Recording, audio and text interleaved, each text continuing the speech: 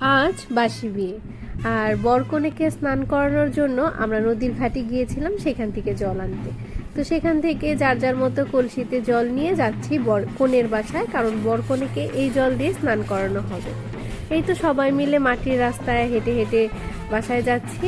এইরকম রাস্তায় কিন্তু অনেক মজা হয়। এই তো আমরা জল নিয়ে সবাই বাসায় চলে এসেছি যে যার মতো।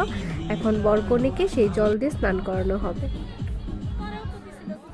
স্নান করানোর সময় কিছু রিচুয়াল আছে, সেগুলো এক এক করে পালন করা হচ্ছিল এবং এই ঠান্ডা জল দিয়ে বরকনেকে স্নান করানো হচ্ছে।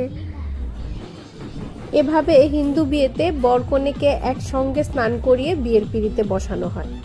বিভিন্ন রীতি রেওয়াজ দেখতে দেখতে আমাদের খুব ক্ষুধা লেগে গেল। এইদিকে দুপুরে রান্না হতেও দেরি হচ্ছিল, তার মধ্যে দেখতে পেলাম যে চুলাতে মাছ ভাজা হচ্ছে। এটি দেখে তো আমাদের ক্ষুধাটা আরও বেড়ে গেল। হঠাৎ করেই শুনতে পেলাম বিয়ে বাড়িতে নাকি ভাদাইমা এসেছে। সবাই তাড়াহুড়া করে চলে আসলাম তার কমেডি দেখার জন্য। ছোট থেকে বড় এই কমেডি দেখে কিন্তু সবাই অনেক মজা পাচ্ছিল। এরই মধ্যে সবার ক্ষুধার ভাবটা যে কোথায় হারিয়ে গেল কেউ টেরই পেলাম না।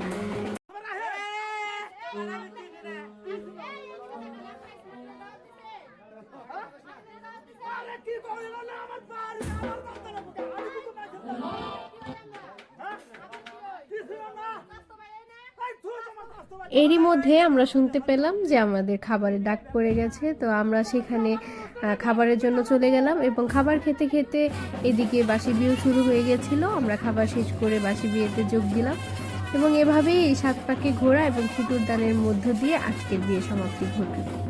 আজকের ব্লগটি এই পর্যন্তই। পরবর্তী ভিডিও দেখার জন্য সবাইকে আমন্ত্রণ রইল। ধন্যবাদ সবাইকে।